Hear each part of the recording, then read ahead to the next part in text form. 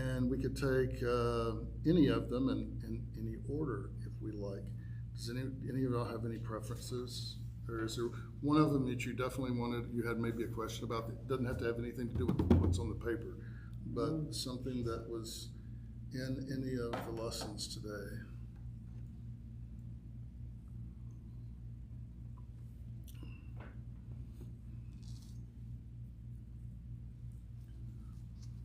I remember everything. I was at the level of happy I stayed awake today. Didn't sleep well last night. Oh no. But I mean, of course, like I kind of alluded to, I mean, Paul is in a little bit of rare form in the Acts passage today. I mean, he's really he's lavishing it on. Yeah, and you always have to wonder with a passage like this, like, was this, how do you separate out the first person accounts from a later rhetorician trying to imagine the scene? Yeah. And sometimes in the Bible you can tell which it is because somebody makes an anachronistic statement that no, there's no way that event hadn't happened yet according to this chronology. Somebody's imagining it. And how much is it a rhetorician? And Paul actually study rhetoric? Because I remember reading N.T. Wright giving a description of this passage and going into detail of which philosophers are getting referenced where and how is he deconstructing their idea systems and did Paul have that level of education or not? And it begs the question: maybe he did, maybe he didn't. Well, and from my understanding and what I have, I guess, learned and what I've also been taught and everything else was that basically Paul was the fact that he was even a Roman citizen was very unusual and usually indicates someone who, has had certain education, knows how to kind of maneuver things in the world outside of or may have grown up in a city that was more cosmopolitan to begin with and would have had more of that opportunity. So it's not that he couldn't have spoken this, it's just, it's one of those things that always makes you wonder when you encounter a fine speech in the Bible and you're like, okay, and this is a great speech, and just trying to contextualize in your head, what would it mean if it was one thing and what would it mean if it was the other, and trying to view it from multiple perspectives. Yeah. Now for me it wouldn't surprise me because he has been exposed to Gentiles. It's very clear he didn't like them very much at the beginning. I mean, that was an understatement, but he knew enough to make him even more kind of like them less.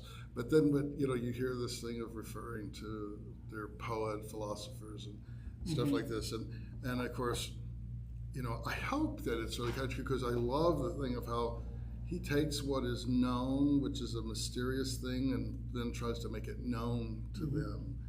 And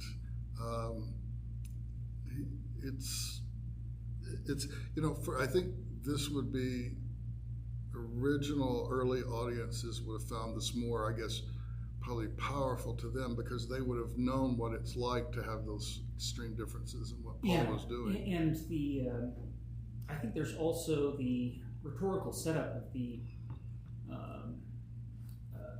of Paul getting brought before the Areopagus is supposed to be, if you're reading it from a literary perspective, it's mirroring Plato getting, not Plato, Socrates getting pulled before the Areopagus for a trial. So there's a hint that, is Paul being represented as the true rebuttal to Socrates, at some level, because it's, the possibility of getting called before the Areopagus in question of your philosophical beliefs is, would have brought back to mind anyone who had read, I can't remember Plato's books, Socrates is dead is recorded, and it's been so long since I read it. I can't even remember. So there's this, the setting of the scene has that tension in it of Paul's being set up as one-upping Socrates to a certain extent by the way the scene is set in the text. Yeah. The second question here it's another thing to me that adds something to where it says, thinking about Paul's description of Christ crucified as, quote, foolishness to the Gentiles, what might this approach say about how Paul understood his audience? Is it's clear when that is said. I mean, today we're like going, well, okay, what does that really mean? But for them, in the understanding in Greek that a God would embrace suffering is just completely stupid. They just can't imagine. Yeah. In the Greek philosophical kind of way, that's just not possible. It's stupid. So it seems like when he says that, I mean, that's a very true statement.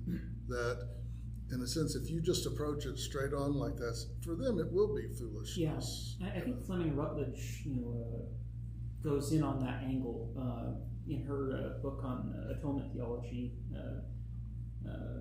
That where she says, human minds don't tend to come up with narratives where their heroes get completely trashed by the authorities. We want our heroes to be, praised and accepted, or to become the authorities. The idea that, that you're subjected to the most shameful death the authorities can come up with, and that's what you're holding up as if it's like great or good, or that something good came out of it. The shock value of it's kind of been lost on us. It was Fleming Rutledge's opinion when she was interpreting that passage of. Well, it is. It's similar to Christian belief, theology, proclamation is Christ crucified, and I mean, and we know Paul carries that banner a lot. He bangs that drum, and that I'm. In some ways, I'm almost surprised in the first 3-4 centuries that, well, we know people who tried to say, oh, no, downplay the crucifixion and stuff, because, I mean, we're doing what is counterintuitive to saying, like, those whom we want to value, they're going to be a hero who doesn't suffer, but Jesus is kind of saying it's by embracing death is the only way to life.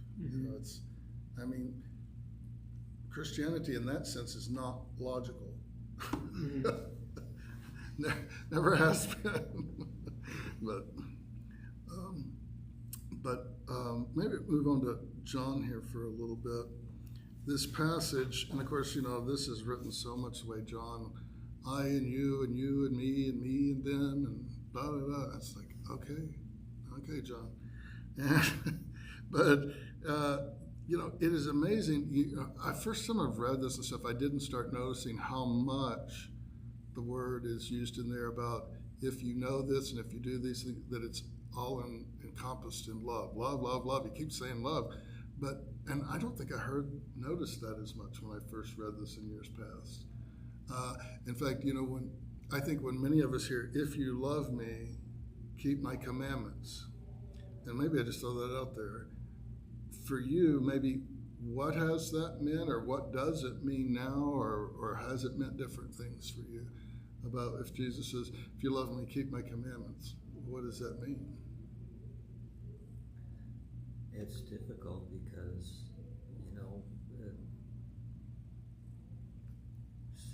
sin is sin and we're all sinners, so is that still keeping the commandments? No, it's a kind of deep for me. It's a question I always ponder upon is, yes, I love Christ and I'm trying to keep his commandments, but I'm not perfect. Well, you're hitting the real thing here that I can point. You can go off on what you just said. And actually, I think even a sermon of that, but to say, well, exactly. But what the point of it is you don't have to, because in the sense of we don't have to be perfect. We're no longer under the law in the sense of you have to keep these commandments, and that's the only way that you will be in any kind of a relationship with God. Whereas with Christ, he has become for us, in a sense, the law. He came to fulfill the law of the prophets. And also, it kind of goes to the question I threw at the end of what I was saying today was that, when I was growing up, I thought, if you let me keep my commandments, it means, okay, I got to do this, and I got to do that, and keep that one, and keep that one, and keep that one, and keep that one. And then I went, well, he really said, what are his commandments? Love God, love your neighbor. That's where he said all the commandments are fulfilled in that. So it means the thing that I'm supposed to strive towards, to live into, is loving God and loving our neighbor. And we know that we do that through God's help and through the Spirit to guide us. And we'll get it wrong, and in the end, that's not the point. Yeah. As long as we're willing to seek and be open. I think it's, there's so much complicated about it because, Jesus didn't show up and say, the good news is that you don't actually have to pay attention to the law because I've done it for you. But on the other hand, Jesus spends a lot of time in the texts from him that are preserved, deconstructing the emphasis on literal obedience and trying to say don't ignore the transformation of the heart that is supposed to be being gotten at by all these commandments. And we don't have coming from the Gentile branch of Christianity where we're not paying attention to the law of Moses like Paul was even after Christ's death, that we're or that Paul was balancing the act of, I should say, not fallen, but balancing trying to reinterpret it. That how do we, instead of saying take whatever our social authorities say is what we should do as what Christ told us to do, on the assumption that they must have had a chat about it, that we have to learn to be willing to deconstruct our own social norms to question whether we're ignoring the values that are supposed to be gotten at and whether or not we're violating the injunction to love God and our neighbor through paying attention to what's normal in society. And that's and what's normal doesn't have to mean like any one specific part of society. And I think I read I can't remember the name of the author once who said he's been to liberal churches that guilt and shame people about whether or not they recycle just as bad as more conservative churches might guilt people about other things, and that obsessing on guilt and shame is wrong no matter where you're going from, and not caring about the world around you and the people around you is wrong no matter how it's fashionable in your section of society to act like you're doing it, if that makes sense. And that we have to not say, oh, well, I am good because I am not part of that social tribe. Right, where you're defining yourself against or something from another. Yeah, you have to take yourself from where you are, and say, if Jesus was going to show up in our churches, what would be his equivalent action to the cleansing of the temple?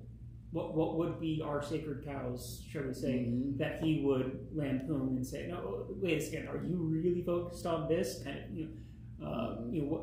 And it's hard to say because the text is all about criticizing the things going on with the Pharisees, and that is not the social norm to try to live the way the Pharisees did anymore. That's not what we're aspiring to. So someone deconstructing that can be comfortably removed and like, oh, aren't we that so much better than the Jews of ancient times because we don't do blankety blank? When that's not the point. The point is we should be looking at how we are trying to love our neighbor, and are we setting up idols that compete with it because our social leaders and our social norms say that it's okay to. No. It was explained to me once, and I wish I could remember where I heard this, that the Ten Commandments, you don't really need to, for lack of a better term, worry about them because they are built into the Great Commandments. Thou shalt love the Lord thy God.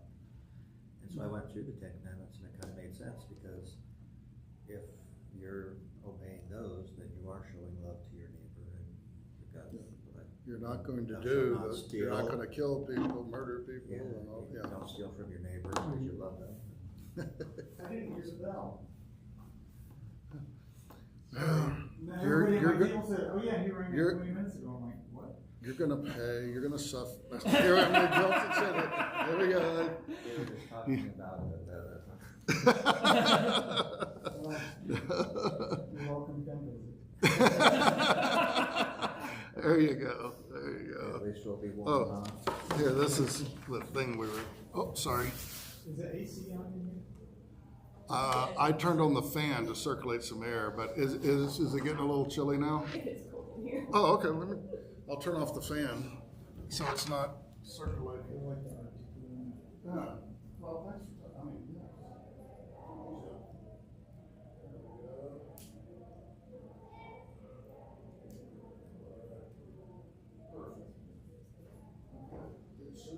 Stop. No, it's in the passage that immediately follows the Sermon on the Mount about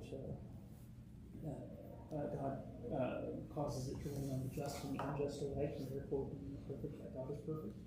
So the be perfect passage is actually in the context of God being good to the righteous and the sinners alike, and that we should follow that example. It's It just clicked in my head how it was explained to me. Well, I think I kind of got it backwards. It says if you're keeping the 2 big commandments, then you're automatically keeping the 10 commandments. Mm-hmm. Yeah, and remember, some people find it problematic that Jesus says, like in this one place, I did not come to destroy, the law, but I came to fulfill it. And then, then he says in this other place, not one word, not one letter shall, yeah, is going to be until all is fulfilled. Well, the thing about it is for us in our understanding with Christ, it is fulfilled. And then he says that he came to fulfill it. And in that, it's not that it's trying to make it more lax and easy. I still think when it comes to, we're talking about, this whole thing about love and everything like this, if trying to follow with full intent the 2 great commandments is harder than following the 10. Oh, I agree 1,000%. Much more. The 10, you just check them off the list. Yeah. It's like, I didn't murder someone today. Well, and Yeah! I once read someone who was talking about, looking at how the disciples in the New Testament are described as reacting to Jesus being in their life, and that they immediately started trying to find ways to break down social barriers and to extend love across communities, that normally have been in isolation from each other. And that is something that when we think about what does it mean to be a good Christian, it's very easy to take that to say, oh, well, that means that you should be a regular attendant and supporter of your local community. That's right. And but the disciples they took their experience of Christ to say we need to transcend our community to figure out how to be in loving relationship with people who are extremely unlike us and who we've been taught all our lives to not agree with or not to associate with. And at what point, when we say, are you being a good Christian? Does not saying that you should completely ignore your local church services, but that you have to be willing to transcend your community, to be willing to love and to try to respect and to understand people that you've been taught not to associate with. Yeah. And there's always going to be somebody that you've been taught that to. It doesn't matter what your culture is. There's somebody who's the demon. And I think that if you are doing those things of trying to live faithfully in community as a body of Christ and all these type of things, and that should lead you to exactly what you're saying. Mm-hmm. And that was kind of a little bit of my alluding to a little bit of even a personal journey of me experiencing, Muslims in a foreign country that were so different, and then finding that I was more surprised than I thought, and then which made me kind of look at myself and say, well, why did I think that, and why, I still wrestle with some of the things because, we have people will say, well, and then people will bring this up, well, it's right to question that because they do those horrible things. I'm like, have you noticed that there's some people who do the same thing and they say they do it in the name of being a Christian? And there's a long tradition of that happening. Yeah, and I said, Crusades. so there's no one's immune from a little bit of judgment here, you know. Yeah. And what I saw was the living out of loving their neighbor because they believe they should love God, therefore they love their neighbor. And I was like going, I watch people that, how do these 21 million people, well, again, a lot of them are fine getting the food, but a lot of them are not. Like, this only happens because people look after their neighbors, really. Mm-hmm. And if it didn't, they just die. And some of them do. Some of them do, So that was just kind of an experience for me. That's kind of what you're talking about. I had to face my own, what are the things that I may think. Yeah, I find it a useful practice sometimes when I'm in a social situation where interacting with other people isn't that possible. I can say you're just out in public or something like that. Just kind of watch people go by and then watch what your emotions do when you see them, and just to see what happens. Because when you follow that practice, sometimes you'll spot yourself having the most bizarre impulses to judge people based on their social categories. That that you're just having this trained reaction from living in whatever society you grew up in. And you watch someone and like, oh yeah, I just had an anxiety reaction when that person walked by. Oh, I just thought that this person must be, utterly someone I could dismiss. But and you just watch the emotions as they flow through you, and because there's nothing. I tend to interpret this like the story of Jesus with the Syrophoenician woman or Samaritan woman, depending on which text that you're getting it from, where Jesus seems to have this you're not one of my group reaction at the very beginning, but then catches it and turns around and does something gracious, despite all of the and I could be wrong, but I just tend to view that as Christ is human and divine. What does that look like? Does it look like you have all the impulses of your cultural training, but you will watch them and you do something about them, and you don't let them be the excuse for why you didn't try to act with grace? And that I need to follow that example in watching my own emotions and catching when I'm having a negative reaction that's completely absurd, but is also utterly predictable based on my upbringing. Yep. I think that can really be the case.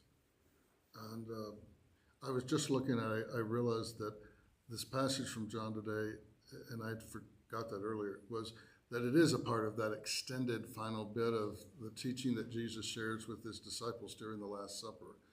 And it's kind of like almost, we're looking at it in hindsight, almost also pre-telling of the coming of the Spirit, what we'd say at Pentecost. But it says, but I thought it says that it's the extended sermon covers 3 full chapters of the Gospel of John, and is chock full of iconic passages and imagery, but none more important than Jesus's final admonition to love. And maybe that's just it. I remember somebody asked me one year, because we're in the Eucharistic calendar, there's year A, B, and C and stuff, and so we're year A now, and we're 6th Sunday of Easter, like, well, how's this fit in? This isn't really a resurrection appearance. And I said, well, part of the fulfillment of understanding the resurrected Christ is the fulfillment that he's saying of that we will never be separated. I love you. God loves you. And that the Spirit is coming and going to continue leading you on into this, that you go forward. And I said, yeah, it's not an actual one of those, but this whole admonition or commandment of love is key and central. And, and it is interesting. Sometimes our presiding bishop, and maybe me, myself as well, going a little. His pretty much all his sermons will revolve around in the sense of whatever we're talking and whatever we're hearing. If it isn't about love, it's not about God. Boom. That's it. I mean, that's kind of a very central piece in his proclamation. And and of course it always sounds nice. I remember growing up, the big Baptist church in my neighborhood was Summer Grove Baptist Church, and they had a red and white bumper sticker that just said Summer Grove Baptist Church, and then just all it said was God is love, and that was not. I mean, it sounds great and everything, but what often people experienced in our churches was not God's love, but either a fear or a judgment or all this other, things that are part of that. And I think it's, it sounds nice, but it's much harder to live into it. And that gets back to what I was saying about the 2 commandments, because, loving, I don't think we are not capable in the sense of that God is, of when we say God loves us unconditionally, that grace, unmerited favor, we didn't do anything to gain the favor. And for us to love something that way is almost impossible. I mean, I as agree. much as That's why, when you said it's so much easier to live the 10 Commandments than the 2 great commandments, because I honestly don't see how it's even possible. You just get you have this horrible neighbor. You pray and you work and you give them cookies and you do nice things for them, and you finally get to where you can tolerate them, and then some new horrible person will come into your life, and it's just like you're constantly being challenged. And for me, it takes a long time. Yeah. And so I just feel like it's just hopeless. He's told me I'm not going to make it unless I can do this one thing that's completely out of my reach. I don't think it's hopeless. And part of it is because what we define as being able to love another person. Okay, there are some people that I will never have a loving relationship with. Yeah. But what I can control is, will I harbor hate in my heart and wishing them, really evil things against them? What I strive and what I understand Jesus is saying is, God loves them unconditionally. We can't. But what we do is we say, it's just like everything when we make a vow, and we say, I will with God's help, which means I'm not going to do it. Yeah. I'm not going to do it without, because it was just recent. There was so of all things to point out, there was one part in the coronation thing where it said, I will, and they were answering, I will. And there was actually, it was interesting, there was a couple of cards he said, no, it's not possible, even for them. It should have been even for a monarch to say, I will only with God's help, to fulfill. And the thing about it is I know that I believe that I will never quite fully do that, but that's why this whole understanding of God's grace, that God is it's saying, you're on your journey, I love you, and my love is enough. And the thing is, I can think of some really good examples of people that there would be some really easy ways for me to kind of feel justified in getting back at them a little bit. Mm-hmm. And I have to ask, is that what I need to do? Now, there's times, and I'm a priest and I'm at this, there's times I want to do it. Yeah. You hurt me. Yeah. And I want you to feel what that's like. Well, usually the problem is they're usually hurting us so much that they're just so lost by that pain that they're then just evil in how they react to other people. And so for me, I don't just say, pretend he's somebody I really, really don't like. I'm not going to say, I just love you, just love you. I mean, and that's not what, but I'm going to say, I see you as a child of God, that God loves you more than I can ever, and that you're hurting, and I have to let go of my return in anger. And hopefully you will find the healing you need. And now, I'd still feel much better if I did something to make him suffer. But am I willing to do that? It kind of comes down to, I think, that whole baptismal thing of says, will you respect the dignity of every human being? You're not saying I'm going to like them or what they do or anything, but because God created us, there is a dignity in every human being. Whether we live into it is another thing. Okay? So sometimes you just have to let go that you can't. Loving doesn't mean that you goo goo la la all over them, but you say, I'm not going to harbor the hatred that will destroy me and make me just like them. You know, I don't know if that makes sense. To the point where I can not do the hateful thing, but that's kind of as far as I can get. And well, if that's I try to let go of the anger and the bitterness. That's easier said than done. I agree. It's a very real wound. And sometimes you always want to try to look for an opportunity to create grace in a situation where there's pain like that. But sometimes it's just there's no healthy way to get close enough to do it, and that is, and it's tragic, and not only for because it would be nice to do the perfect thing that you can imagine and you can't, but because that we all have limited emotional and physical resources to deal with these things, and it's just and just sometimes what we want to create isn't possible, and not without God's help, and that's on God's timetable, not ours, and it may not be leaving space for God's hand to act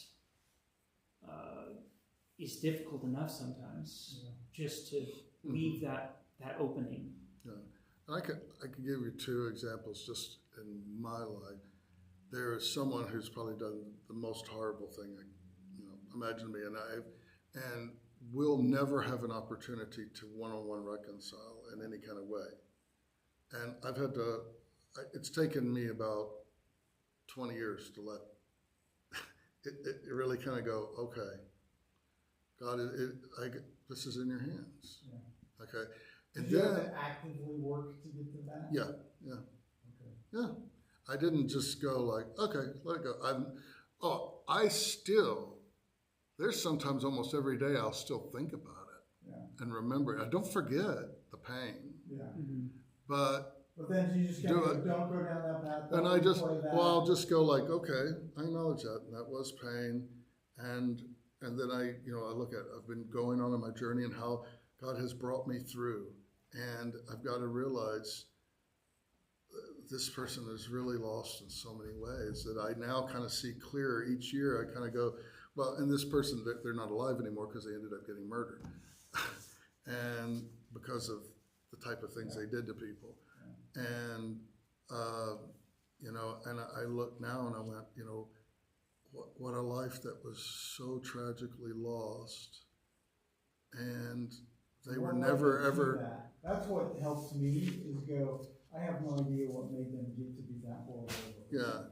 And the thing about it is I've thought on that one, because I've had over 20 years, is I think I know. And the thing is it came from direct injuries upon them. Yeah.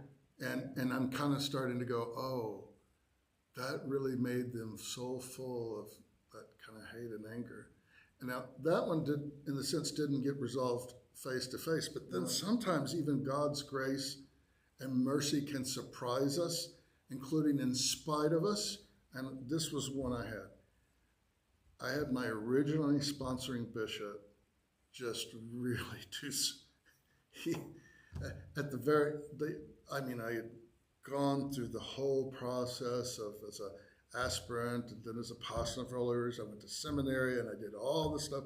And this was a long journey and over this. And he was my bishop and I'd done everything asked of me and everything. And he was always good to me and everything. And it was all fine. And And before my graduation it was 3 days before I graduated from the seminary, and he had actually already set my date to be ordained as a deacon, and I had already shared that with people, which he said to do.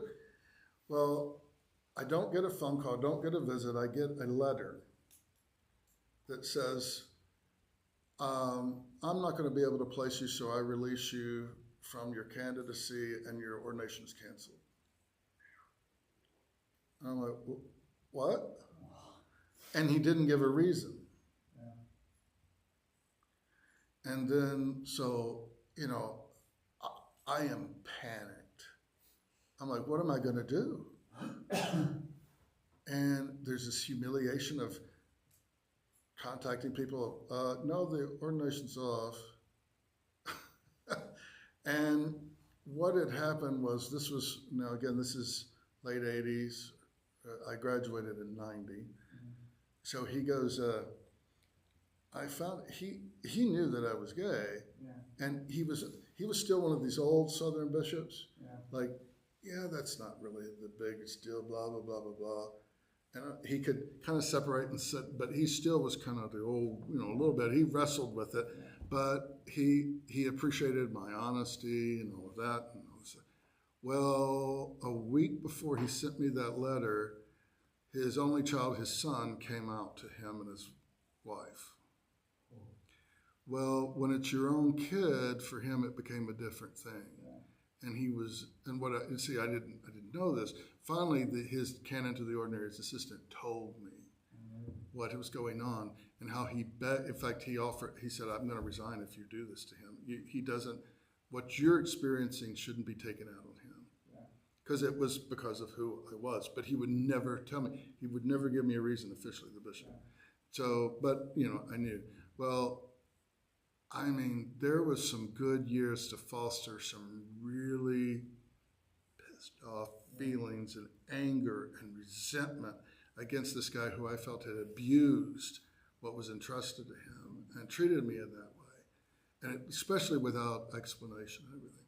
So now the thing is the Diocese of Milwaukee, where I was going to seminary, took me in, and a year and a half later I got ordained. And it was, in the end it all worked out. I mean, I'm here 30 years later.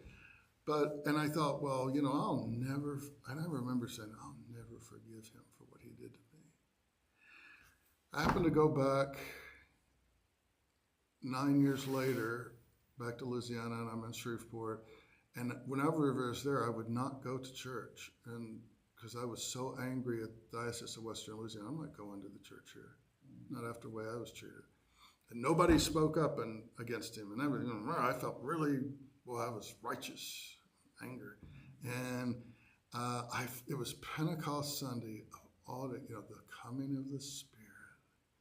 And I said, I got to go to church. And I said, I'm going to go to St. James, right down the street from where I grew up. And nobody's going to know me or anything. Just let it go. It's okay. So I go in and I sit down. And I noticed there's all this stuff going on. And someone said, something about the bishop. And then next thing I know, we have a procession starting. And I look back, and there is that freaking retired bishop who did that to me, processing down the aisle. And he hadn't been the bishop for 6 years. And I'm like, no. God, I'm really ticked at you today. I'm like, this is a setup. And I'm like, so I have my blue hymnal. He's coming down the aisle, and I go. And I just have that here, and I'm right on the end. God, what am I doing sitting on the end by the aisle? I'm sitting there and I'm hiding. And I'm just gritting my teeth. Yeah, praise God, whatever. And so he comes by, and he gets up there, and it's very clear when he gets to the sermon that it was very nice that they were inviting him, I think, but the man had dementia. It was, it wasn't full blown, but it was, oh Lord. I mean, he started in the sermon, and they had the guy who was working as his chaplain had to go up and go, okay, over here. What? And he would, it was like, it was like, why are y'all doing this? Why are you parading this man that it's in a way that's kind of humiliating. At least I thought, and I'm like going, I cannot believe I'm feeling a little sorry for him right now, but I'm still angry. He's still the person who did this, da da da da. So, and he would be lucid, and then he'd kind of go, off a little bit. It took us forever to get through the Eucharistic prayer because they had to. Oh no, over there, Bishop, over there. So we get to the end of the service. I'm like, just thank God. I'm so glad this is going to be over. So it's the closing hymn, and they're processing out, and he's coming right down that aisle. I'm not taking chances. And all of a sudden, I notice they kind of slow down, and a hand goes like this and pulls my hymnal down. It's him. And I'm like, oh, God. And people are looking. It's during the closing hymn, for God's sake. And he goes, are you Jason Samuel? And I just said, yes, Bishop. And he looked at me, and before he spoke, tears started coming down. And he said, would you please forgive me? I am so sorry for what I did to you. Please, I beg you, forgive me. And I was pretty good about holding on to this grudge. I was like, And all of a sudden, the Spirit and grace kind of broke through. And I know this is a very unusual thing, but I just kind of I just looked at him and I said, yes, Bishop, I forgive you. And we embraced. And then he started singing and went on down the aisle. Now, we didn't talk and become good buddies after that, and we didn't become pen pals and all that stuff. And,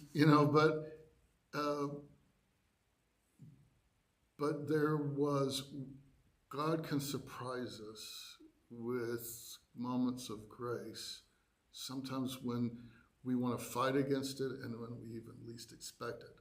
But that was one case, but there's many cases where it has to be the other way, where I have to just decide what am I going to do with this about how I love a person and what does love truly mean. And I'm glad that he and I had this powerful moment of reconciliation.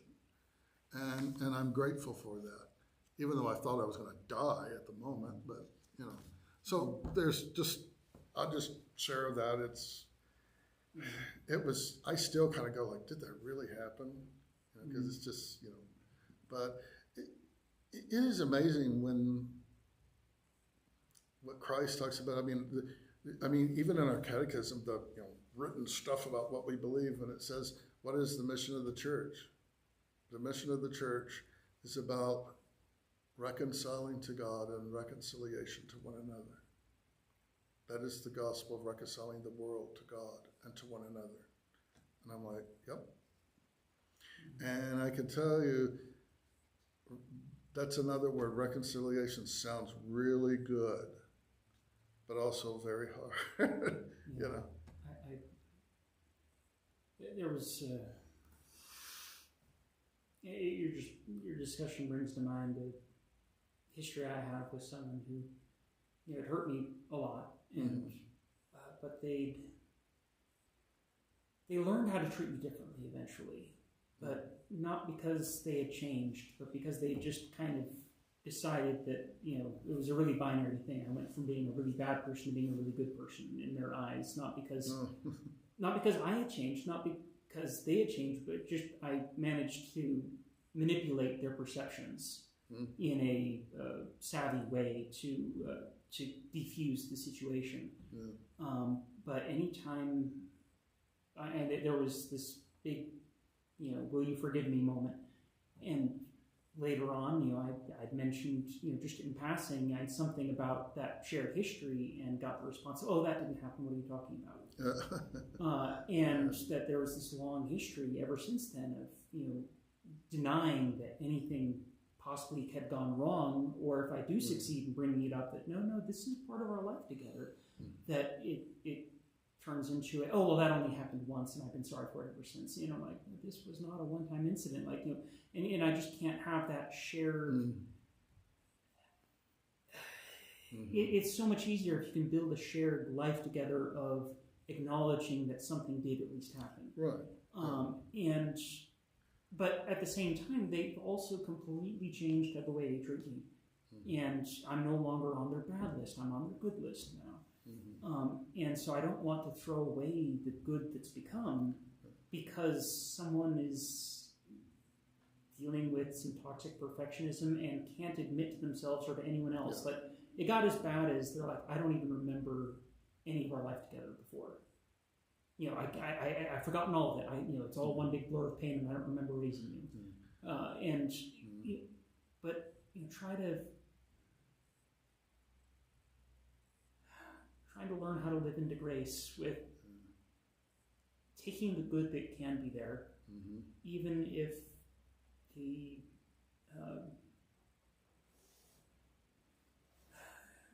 even if these repeated experiences mean that I can never quite take an I'm sorry at face value.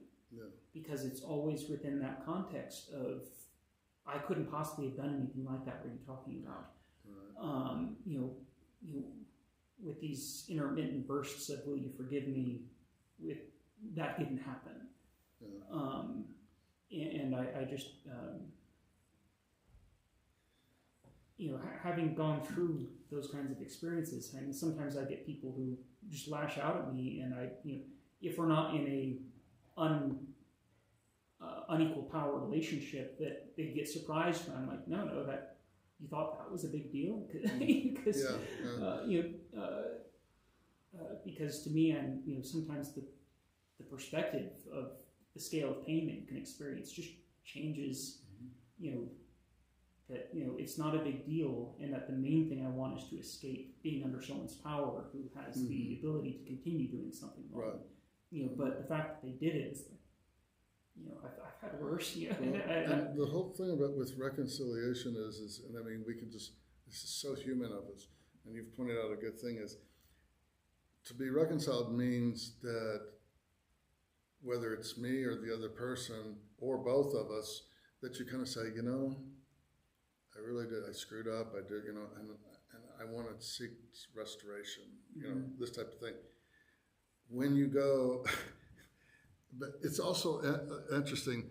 But then, if somehow we can't, if you're not quite ready to really deal with it, if one of them kind of goes, well, but they diminish it. They try to explain it away.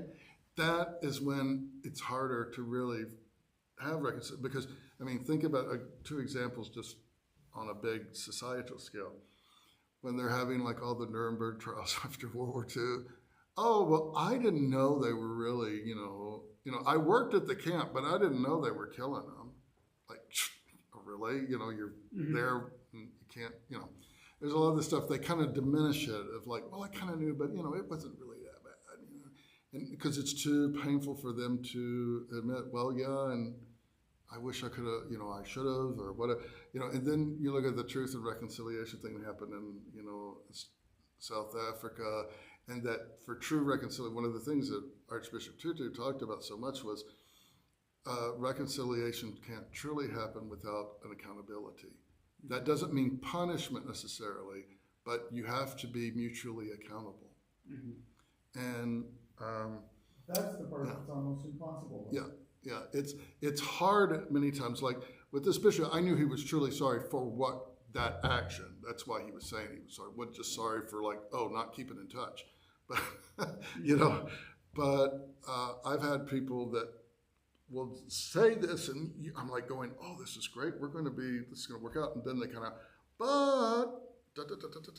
and you're like, oh, wait a minute. And so that isn't, it may be on a little bit better term, but we're not necessarily reconciled. Right, but Jesus requires us to forgive all men, and like with your bishop, that became so much easier for you when he sincerely apologized. Most of my people, they know they're in the right. Oh, of course, yeah. And they'll go to their graves being right, Well, and so... And yet, I still have to figure out a way to forgive and to reconcile. In fact, there's that one quote of the Savior where he says, if you want to bring your gift to God, and you remember that someone had fought against you, go to them and be reconciled. And in all honesty, that's my family. It is literally impossible in my mind for us to be reconciled until they accept the fact that God created me as a gay person and that I am not sick and damaged and a threat to their children.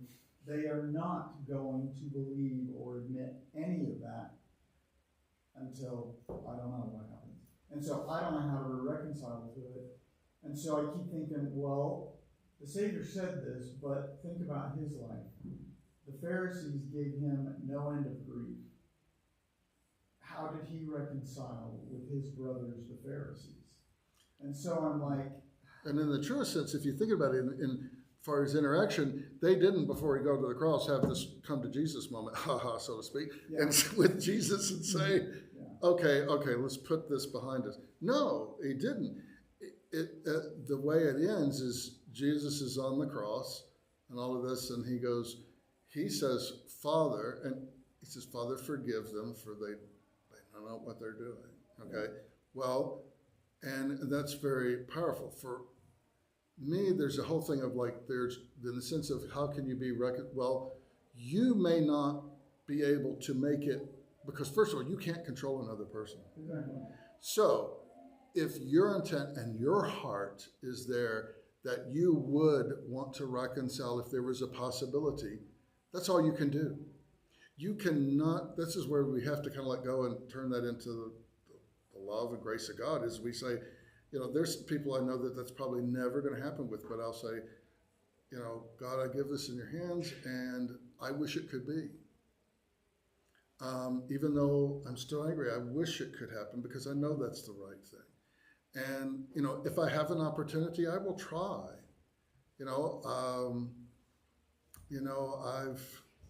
I've had a person who was in my parish where I just became evil incarnate. And I did everything to work out a reconciliation. And they finally just said, no, I want to hate you. And I'm like, I finally had, and for me that was hard because I'm like, well, I felt, I'm like, well, no. And then I just had to saying let it go sounds, it's trite sounding, but there's a thing of, you can only give what you can do and do that. And I think that, like, as far as your family or anyone else, what God wishes for us and desires for us to be in these type of right relationship. But it's not always possible in this world to make that happen. But only you can control the intent of your heart and your mind. So that's where you have to, I'm not trying to make that easier to say, oh, don't worry about it, because we do have to worry about it, but in the right perspective, that you can't force. It's got to be mutual. Yeah, because again, I think about the Savior's life, and there were numerous times when he was driven out of the city. Remember the one time they were ready to throw him over the cliff? A lot. He somehow disappeared into the crowd. He left that city. He didn't stick around and try to resolve and try to rationalize with these people and go, look, let's all get along. He just moved on with his life. And I'm like, that's the approach I've taken in my life. It's like, what? This isn't fixable right now with where they are and perhaps with where I am. And so I just need to move on. Mm-hmm. And yet, these teachings of Jesus just hang over my head. Like, go and be reconciled to your brother before you bring anything to God. And I'm like, I can't. Go love your enemy. I don't have that ability right now. I'm trying, but so it gets really discouraging. Think about it in the epistle, there's that big admonishment. It says, as far as it is possible, live peaceably with all. Okay. As much, and it says, that's what, he didn't say, you must live peaceably. It says, as far as it is possible with you. And I think that's actually the intent in the Greek there is with you. Jesus said that? No, this is, I think it's Paul in this sense. And he's saying, following the commandment of Christ as much as you can, do it. But we all know that it's not always with us possible. Maybe I'm oversimplifying it, but isn't that part of what Judgment Day and grace and the atonement is all about? That on Judgment Day all this will be explained and balanced? I think in the final consummation, all things, from what we understand, the whole thing isn't about always necessarily making people pay, but it's about all things will be set right. and a new heaven and a new earth, that when Christ comes again, things will be set right. The new earth, new heavens will be, and that, you know, all the stuff that is the brokenness will be, you know, just like in the Old Testament, there's that wonderful thing about being repairers of the breach. You know, that's one of the most powerful images for me. Yeah. So, well, we've gone way too long today.